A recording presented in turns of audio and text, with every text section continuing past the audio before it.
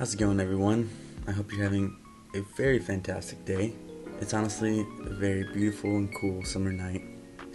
So, figured it was the perfect time to open up the notebook and see what we can write. And I hope you can join me in today's theme, because we'll be exploring about what it feels like to take a walk on your own. Now, I know that may seem like a very simple topic, but it's the simple things that can be really amazing when we stop to think about them, and things such as, just taking a walk can be very revelatory, can be very helpful, and can inspire thoughts and ideas.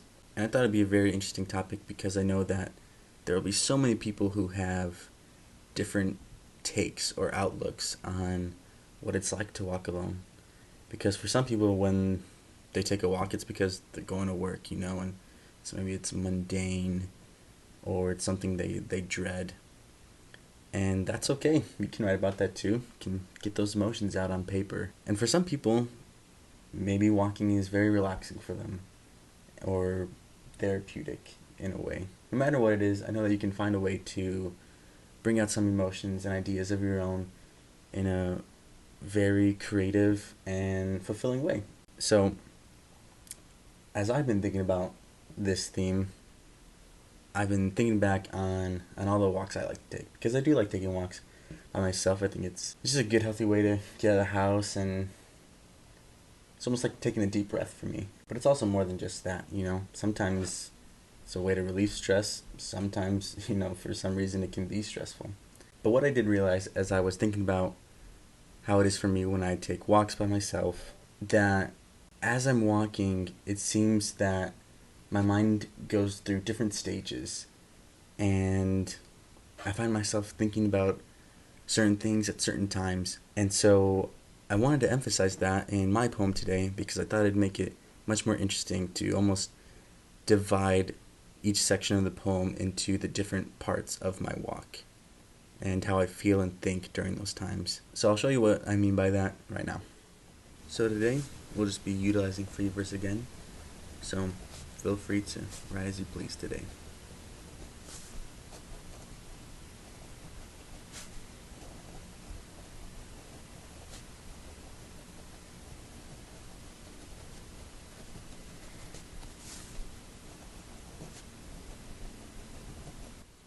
Cool.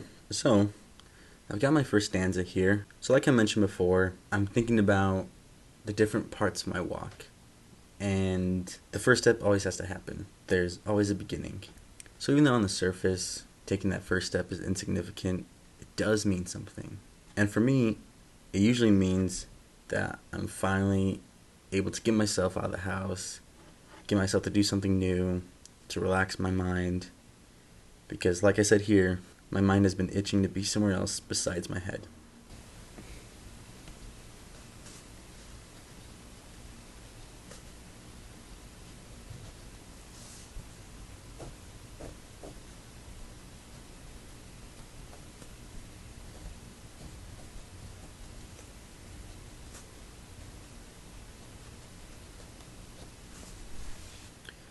Awesome. So what I've written here is steps 2 through 20. A new consciousness befalls me, investigatively keen, like a scout in the jungle, pushing past the first line of trees. Instinct, but with this lack of curiosity. So here I'm trying to show that usually in the beginnings of my walk, I'm entering a different state of mind. And this state of mind is much more curious, and I look around, and I notice things that I usually don't notice before, or I pay attention to things that I usually don't. Now this is one thing that I absolutely love about poetry, is that with the use of words, you can turn something that's seemingly uneventful or unimportant into an insightful piece of writing that helps you appreciate moments in your life, as well as helping other people see through your point of view. And I just think that's really awesome.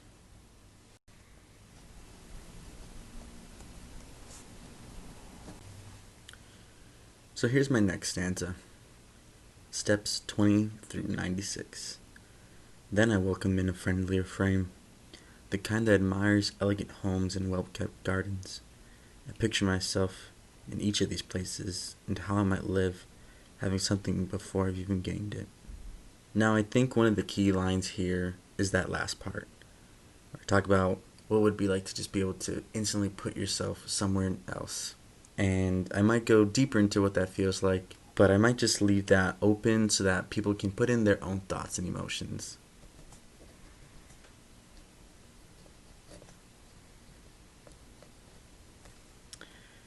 So now I've added, or imagine speaking with the passerby, avoiding a new batch of strangers to permeate my world. And all that I mean by that is I really do imagine what it'd be like, if I just had the courage, to speak with other people. Because meeting people is really fun, and I always learn something new from people, but I don't always take that chance to do it. And so here I'm just commenting on how instead of having strangers in my life, I'd most likely make acquaintances or friends if I just had that courage.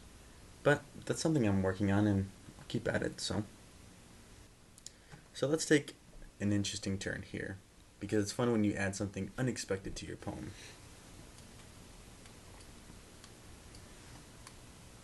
So I just kind of wanted to break away from the emotions and thoughts I was previously pursuing, and taking the time to get into the reality of my headspace when I walk, which is most of the time I forget where I'm going, or I don't even think about where I'm going.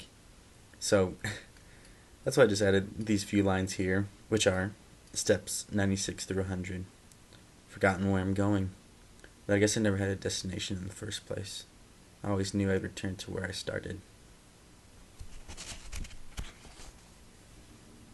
Now, this poem is really feeling almost like a journal entry in a lot of ways, which in a sense is kind of how poetry is, But I really hope you guys have been able to enjoy writing so far, and that you're really able to break apart the time you spend alone going on a walk or just heading somewhere new.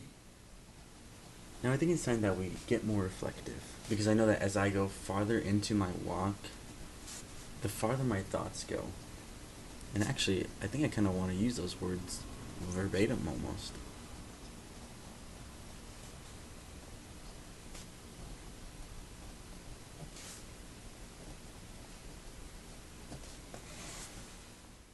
So this is the next stanza. Steps 100 through 400.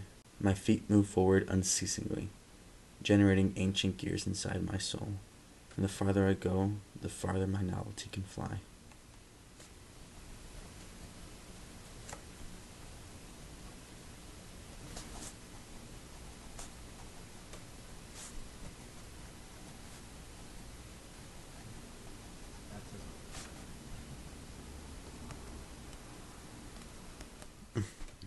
That says moments, by the way. So, my last stanza is steps 550 through 650. I follow the orange glow of every street lamp until I've reached the shores of my front door.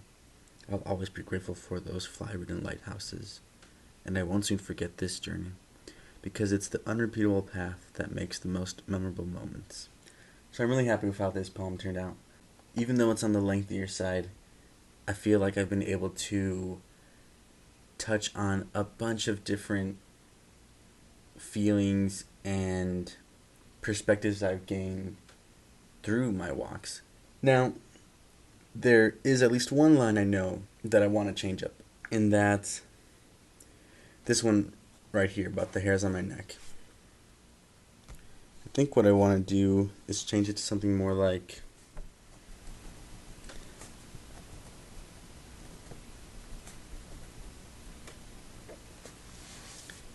so now I have the hairs on my neck rise high so that I can hear them alerting me to get home. Now I think this change just gives more substance to the line. And now, as you guys know, it's time to get the title down. And as I've been thinking about this poem, I've been thinking about how paths are never just straight, right? They move, they turn, they bend, they go in all sorts of directions. And so that put this idea in my head for the title.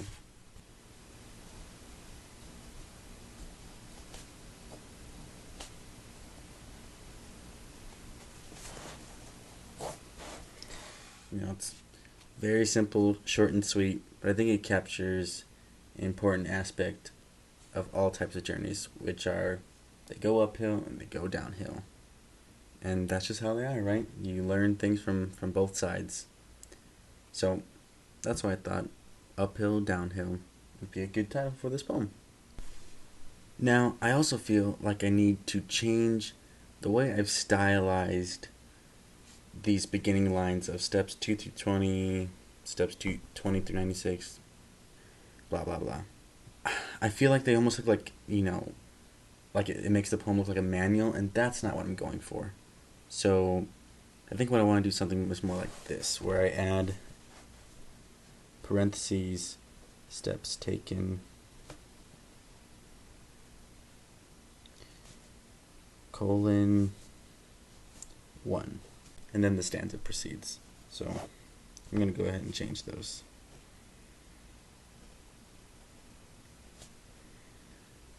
So I'll go ahead and read the whole poem to you guys one last time. Uphill, downhill. Steps taken. 1. The first step. Significantly insignificant. But it has to happen. My mind has been itching to be somewhere else besides my head. Steps taken. 20.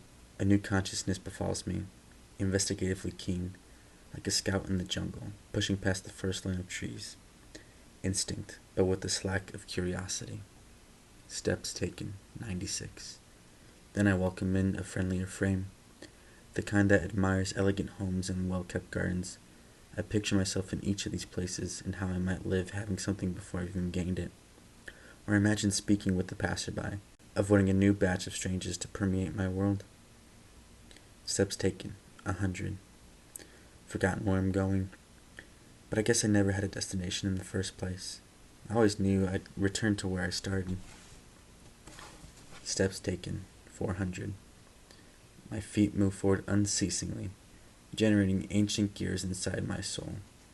And the farther I go, the farther my knowledge can fly. Steps taken. 550. The sun's gone. All that's left is the night.